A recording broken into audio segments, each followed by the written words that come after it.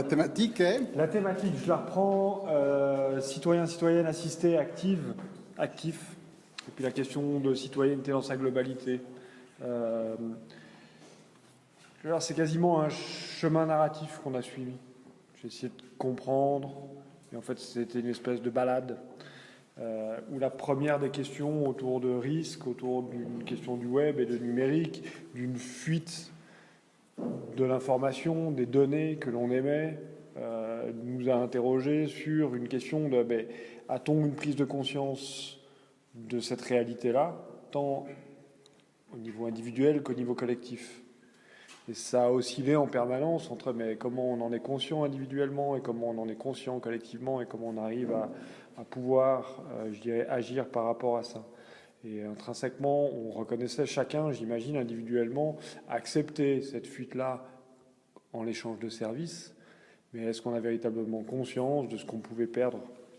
Donc on le voit très bien que cette question de conscience ou cette question d'inconscience, individuelle ou collective, nous a taraudé tout au long de ce chemin narratif, nous interrogeant sur mais elle est où la responsabilité que l'on peut avoir, individuelle ou collective.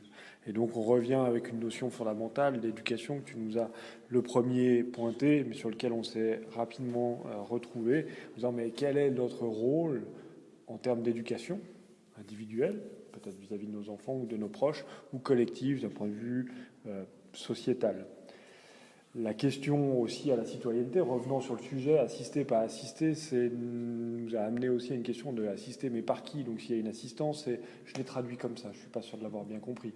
Si on assiste, c'est bien qu'on a une mobilisation, c'est bien que quelqu'un assiste l'autre. Donc il y a quand même une solidarité par rapport à ça. Qu'est-ce qu'il en est à l'échelle du numérique, où la question du service est parfois derrière certaines boîtes noires.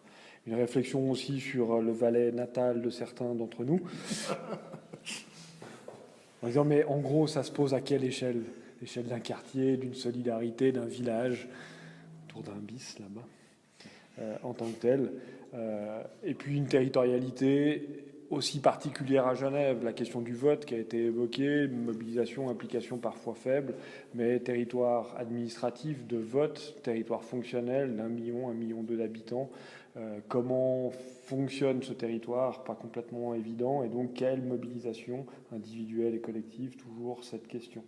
On sait également, on ne l'a pas évoqué, mais à Mans, ça m'a beaucoup fait penser à cette question d'évolution de démocratie et de démocratie liquide. Ça me laissait un peu penser à ce chemin narratif qu'on évoque là. Et ça n'a pas été évoqué, je serais très curieux de savoir si c'est une piste ou pas. Et là, on faisait aussi le constat et l'expérience collective que l'on osait émettre une opinion. C'est un des sujets aussi que tu as soulevé. Là, dans ce micro-cercle valaisan, on s'est dit, tiens, on peut émettre cette opinion. Et puis c'est probablement un point extrêmement important d'oser saisir les informations disponibles partout, mais en construire de la connaissance, qui n'est pas forcément disponible partout, et émettre une opinion. On a aussi navigué un temps sur la bulle informationnelle, est-elle récente, nouvelle, générée, accélérée par le numérique ? On n'a pas tellement tranché. La question, est-ce que c'est nouveau ou rien de nouveau ? Est-ce que ce qu'on constate, ce qu'on décrit, ce que l'on craint, est-ce que c'est véritablement nouveau ? La question d'un 5% que je ne qualifierais pas. On a ensuite évoqué la notion de, mais en fait, est-ce qu'on a les problèmes de ceux qui n'en ont pas ? Est-ce que nous sommes des enfants gâtés qui osons nous poser des questions de cet ordre-là, alors que peut-être il n'y a pas tellement de problèmes ? La question de l'instinct de survie a été aussi évoquée un temps. Après, on nous a dit qu'il faut être sympa, mais à la fin, il faudrait quand même sortir avec une piste. On s'est quand même posé une question avec pourquoi, au moment où en fait tous peuvent avoir l'information, se connecter les uns aux autres, au moment où des périls collectifs s'annoncent, climatiques, parfois sociétaux, il semble que personne ne se mobilise. Est-ce qu'on a un handicap ? C'est une nostalgie d'un temps ancien qui nous dit non, le futur nous fait peur.